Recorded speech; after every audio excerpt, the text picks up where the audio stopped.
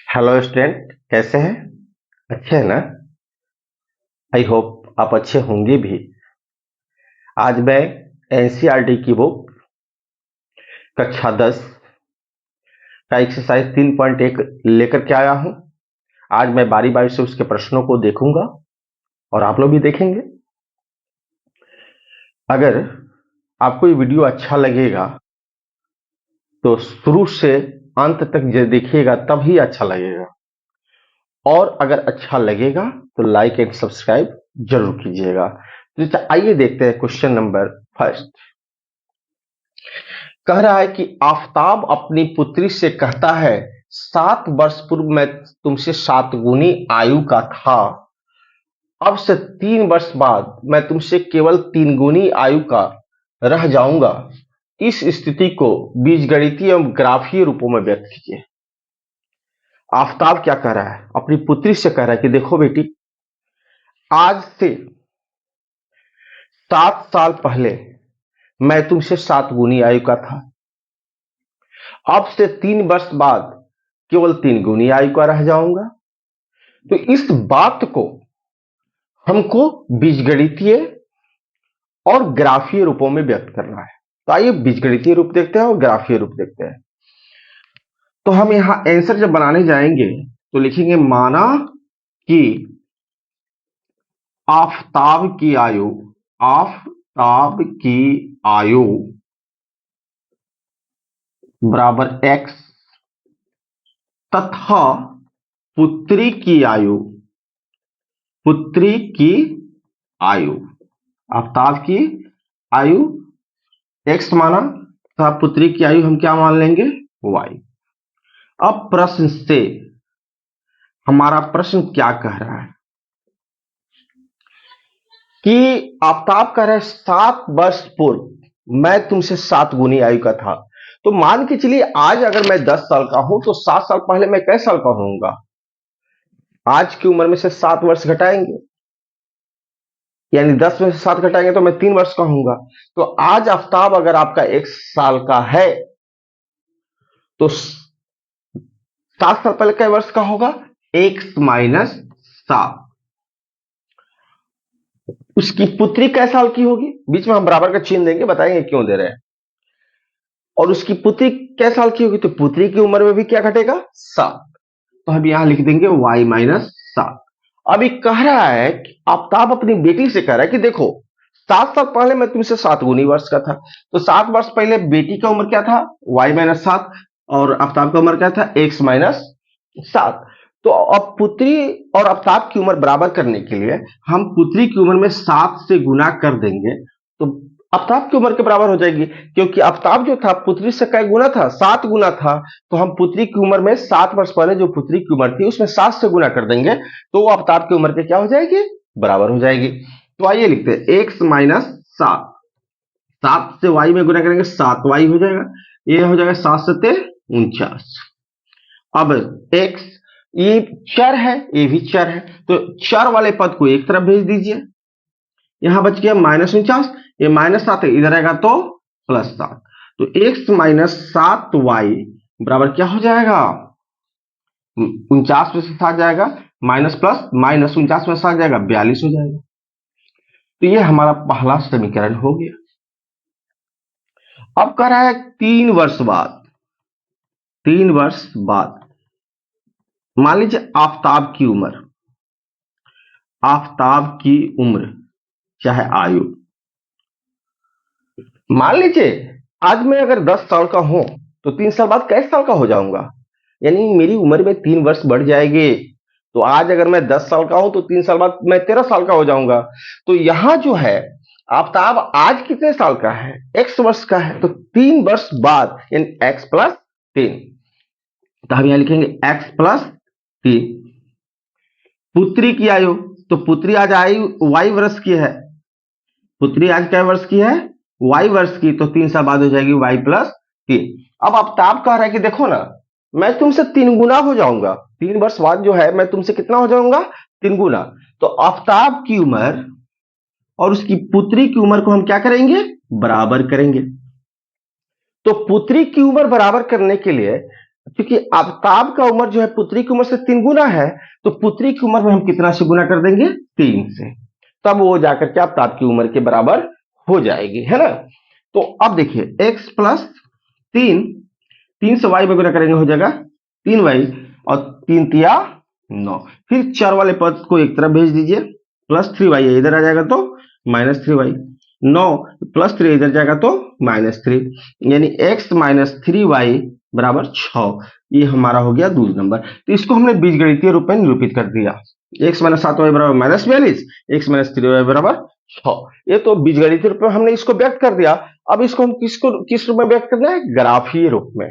किस रूप में? ग्राफीय रूप में। तो ग्राफीय रूप में निरूपित करने के लिए हम क्या करेंगे, यहां पे एक बॉक्स बनाएंगे। क्या बनाएंगे? बॉक्स।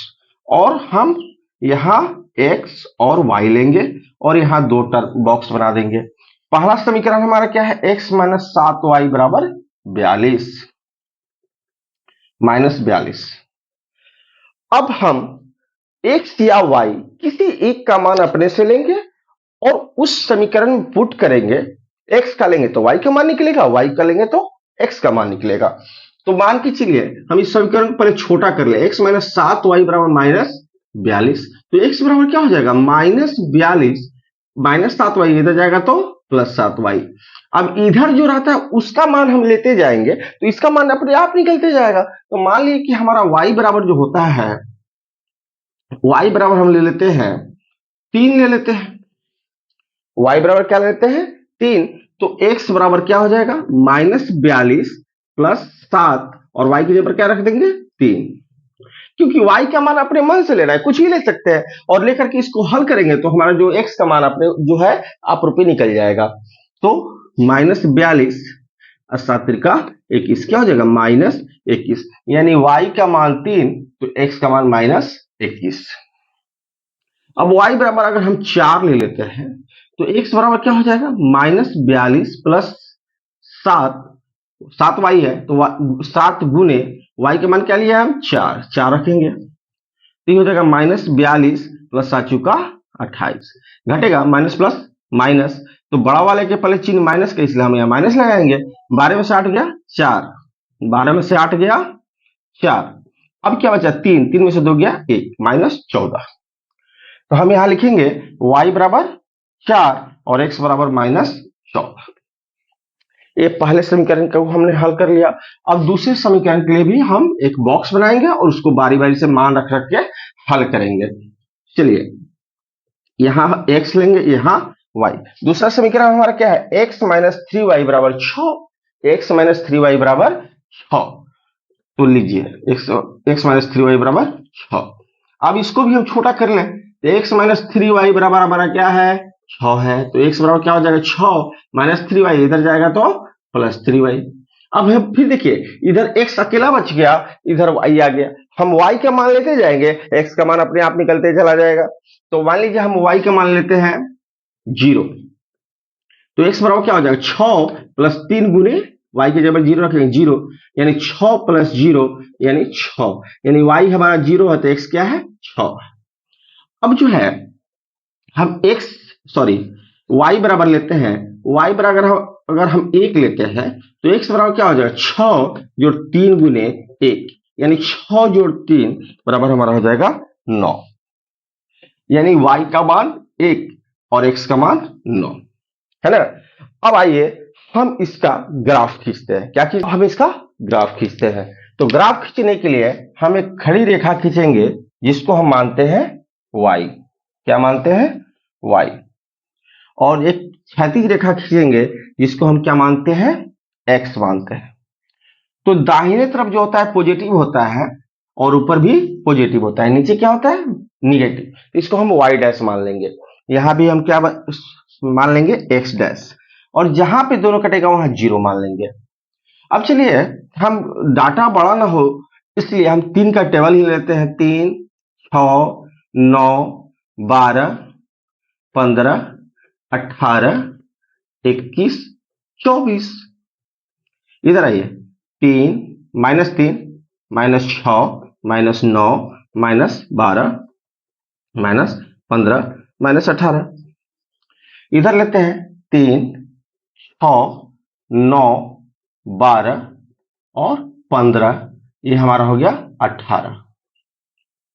यहां देखिए -3, -6, -9, -12, -15।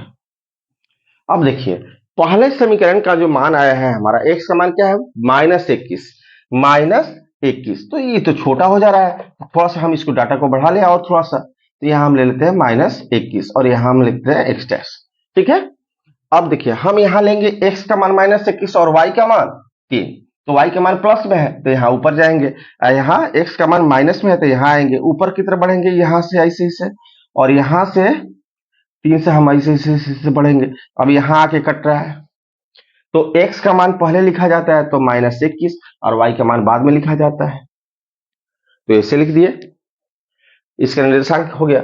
अब यहां देखिए -14 4 है, तो 12 और 15 के बीच में -14 होगा, 12 और 15 के बीच में, तो मान लीजिए 13, 14, 15, 12, 13, 14, 15, इसको बांट लिए तो यहाँ 14 है, और y का मान क्या है 4 है, तो 3, 4, 5, 6, तो मान लीजिए 4 हमारा यहाँ है, तो इससे ऐसे बढ़ेंगे और यहाँ से ऐसे बढ़ेंगे, यहाँ पे आगे कटा, तो हम y x का मान लिखेंगे -15, पहले चूंकि पहले हम x का मान लिखते हैं फिर y का मान लिखते हैं।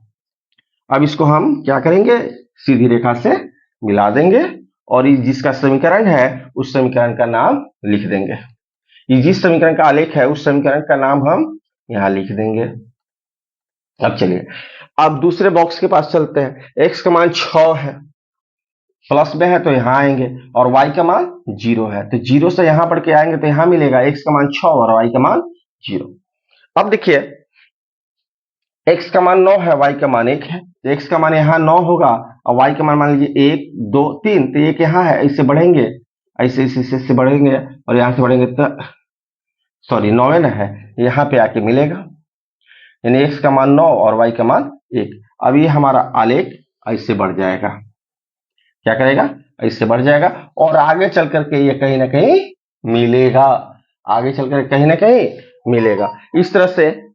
इस तरह से हम लोगों ने प्रश्न 1 का गणितीय, बीजगणितीय रूप और ग्राफीय रूप को देखा। तो आइए देखते हैं क्वेश्चन नंबर 2 को। क्वेश्चन नंबर 2 क्या कहता है, क्वेश्चन नंबर 2 कह रहा है कि क्रिकेट टीम के कोच ने 3900 में 3 बल्ले तथा 6 गेंदें खरीदी, बाद में उसने एक और बल्ला तथा उसी प्रकार की 3 गेंदें 1300 में खरीदी, इस स्थिति को बीजगणितीय तथा ज्यामितीय रूपों में व्यक्त कीजिए। तो आइए देखते हैं प्रश्न कैसे बनता है।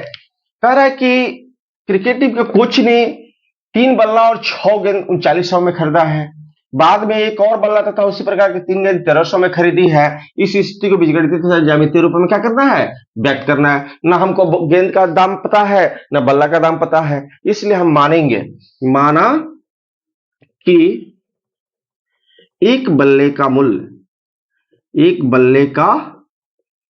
मूल्य बराबर 100 रुपया, 100 रुपया, तथा एक गेंद का मूल्य बराबर y रुपया। अब प्रश्न से कह रहा है कि प्रश्न से 3 बल्ला है, तो एक बल्ला का मूल्य 100 रुपया, तो 3 बल्ला का 3x रुपया, प्लस 6 गेंद है तो एक गेंद का दाम y रुपया, तो 6 गेंद का 6y रुपया, दोनों का दाम टोटल कितना है 3900 है। इसमें से अगर हम 3 कॉमन लें तो x प्लस 2y हो जाएगा बराबर 3900 हो जाएगा, तो x प्लस 2y बराबर 3900, इधर 3 गुना इधर आएगा तो भाग हो जाएगा, क्या हो जाएगा 1300, यानी x प्लस 2y बराबर 1300। ये हमारा पहला बीजगणितीय रूप हो गया, पहला इक्वेशन हो गया। अब पुनः प्रश्न से फिर कह रहा है, पुनः प्रश्न से यानी दोबारा प्रश्न से कह रहा है, क्या कह रहा है कि एक बल्ला और 3 गेंद कितना में खरीद रहा है 1300 में, तो हम ये लिख देंगे एक बल्ला का दाम 100 रुपया, तो x प्लस एक गेंद का दाम y रुपया है, तो 3 गेंद है तो 3y हो जाएगा, टोटल कितना दाम है 1300, टोटल कितना है 1300। तो ये हमारा हो गया दूसरा समीकरण। अब हम इसको बीजगणितीय रूप में तो व्यक्त कर दिए। पहला बीजगणितीय रूप है x प्लस 2y बराबर 1300, दूसरा है x प्लस 3y बराबर 1300। तो ज्यामितीय रूप या ग्राफीय रूप दोनों एक ही होता है। आपसे ज्यामितीय रूप का है तब भी ग्राफ खींचना है, ग्राफीय रूप का है तो भी ग्राफ खींचना है। तो आइए मैं पहले समीकरण को लेकर के एक बॉक्स बनाता हूं। पहले समीकरण को लेकर के एक बॉक्स बनाता हूं। यहां लिखता हूं x और यहां लिखता हूं y। समीकरण क्या है? x प्लस 2y बराबर 1300। तो x प्लस 2y को छोटा करें तो ये हो जाएगा 1300। तो x बराबर 1300 घटाओ 2y। अब हम y का मान लेते जाएंगे और x का मान अपने आप निकलते चला जाएगा। क्योंकि डाटा बड़ा है इसलिए हम बड़ा वैल्यू लेंगे y का। ये क्या लेंगे? बड़ा वैल्यू लेंगे। तो मान के चलिए हम y का मान लेते हैं 200। क्या लेते हैं? 200। तो x का मान क्या हो जाएगा? 1300 घटाओ 2 गुने 200 बराबर क्या हो जाएगा? 1300 घटाओ 400 बराबर हमारा हो जाएगा 900। यानी x का मान 900 और y का मान 200। अब चलिए हम y का मान ले लेते हैं 300। y का मान 300 ले लेते हैं। तो x बराबर क्या हो जाएगा? 1300 घटाओ 2 गुने 2y है तो 2 गुने y का मान क्या है? 300। तो 300 यानी 1300 घटाओ 600 बराबर क्या हो जाएगा? 700। 1300 में 600 घटेगा 700। तो हम यहां लिखेंगे x का मान 700 और y का मान 300। अब आइए दूसरे समीकरण के लिए फिर हम बॉक्स बनाते हैं। दूसरे समीकरण के लिए फिर हम क्या बनाते हैं? बॉक्स बनाते हैं। और दूसरा समीकरण में क्या है? x प्लस 3y बराबर 1300। x प्लस 3y बराबर 1300। चलिए हम ऊपर लेते हैं x और नीचे लेते हैं y। अब इसको इस समीकरण को भी छोटा कर ले। x प्लस 3y बराबर 1300। तो x बराबर क्या हो जाएगा? 1300 घटाओ 3y। फिर y का मान अपने आप लेते जाना है और x का मान हल करने पर अपने आप आते जाएगा। y का मान अपने से लेते जाना है और x अकेला है तो अपरूपी हल करेंगे तो x का मान अपरूपी आते चला जाएगा। तो आइए हम y का मान लेते हैं 200। तो x का मान क्या हो जाएगा? 1300 घटाओ 2 गुने y का मान क्या है? 200। तो x बराबर क्या हो जाएगा? 1300 घटाओ 400 बराबर क्या आ जाएगा? 900। तो x बराबर हमारा हो गया 900 और y बराबर हो गया 200। सॉरी 3 यहां है आपका 3 है 600 हो जाएगा। तो 1300 में 600 गया 700। यानी हमारा x का मान होगा 700 और y का मान 200। अब चलिए y का मान लेते हैं 300। तो y का मान 300 लेंगे तो हमारा x का मान क्या हो जाएगा? 1300 घटाओ 3 और y का मान क्या है? 300 बराबर हो जाएगा 1300 घटाओ 900। तो 1300 में से 900 हो जाएगा क्या आ जाएगा? 400। तो हम यहाँ x का मान लिखेंगे 400 और y का मान लिखेंगे 300। अब चलिए इसको हम ज्यामितीय रूप यानी ग्राफ पर दिखाते हैं। तो ग्राफ पर दिखाने के लिए हम x अक्ष और y अक्ष, जो लंबी रेखा होती है उसको y अक्ष बोलते हैं और जो क्षैतिज रेखा होती है उसको, जो ऊर्ध्वाधर रेखा होती है यानी लंबी रेखा उसको y अक्ष और जो क्षैतिज होती है उसको हम x अक्ष। तो ऊपर प्लस होता है, दाहिने भी प्लस होता है, बाएं माइनस और नीचे भी माइनस। यहाँ मूल बिंदु हो गया। क्योंकि हम 100 के डाटा में लिए हैं तो हम यहाँ ले लेते हैं 200, 400, 600, 800, 1000। चलिए यहां लेते हैं -200, -400, -600, -800। ठीक है। ऊपर लेते हैं 200, 400, 600, 800, 1000। माइनस लेते हैं -200, -400, -600, -800, -1000। ठीक है। अब देखिए पहला जो हमारा डाटा मिला हुआ है यहाँ पे, पहले जो हम डब्बा बनाए हुए हैं उसमें x का मान 900, y का मान 200। तो x का मान यहाँ देखिए 800 और 1000 के बीच में होगा। मान लीजिए यहाँ 900 है, यहाँ 200, तो 200 से इधर बढ़िए और 900 से इधर बढ़िए, यहाँ कट गया। यहाँ लिख देंगे 900 और 200। दूसरा क्या है 700 300, तो 700 600 800 के बीच में हो जाएगा 700, यहाँ 200 400 के बीच में हो जाएगा 300। तो 300 से इधर बढ़ेंगे और 700 से ऊपर बढ़ेंगे, यहाँ कटेगा, तो हमारा हो जाएगा कौन चीज 700 और 300। अब इस आलेख को हम क्या कर देंगे, मिला देंगे, तो हमारा एक आलेख मिल गया। इसका नाम दे देंगे, किस समीकरण का आलेख है, x प्लस 2y बराबर 1300, x प्लस 2y बराबर 1300। अब दूसरा डब्बा क्या कहता है 700 200, तो 700 यहां है और 200 यहां, यहां कटेगा, तो हम लिख देंगे 700 और 200।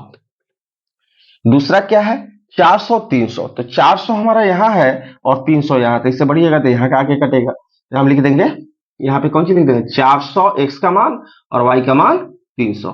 अब इस दोनों आलेख को हम मिलाएंगे तो जाके इसे क्रॉस कर जाएगा। क्या कर जाएगा, क्रॉस कर देगा। दोनों बिंदु को मिलाएंगे तो एक आलेख मिलेगा जो एक दूसरे को क्या करेगा, क्रॉस करेगा। ये किसका आलेख है, तो x प्लस 3y बराबर 1300। इस तरह से हम लोगों ने प्रश्न 2 का भी बीजगणितीय और ज्यामितीय रूप को देखा। ज्यामितीय रूप को ही ग्राफीय रूप कहते हैं, ग्राफीय रूप की है, ज्यामितीय रूप की है। अब चलते हैं, हम देखते हैं नेक्स्ट क्वेश्चन को।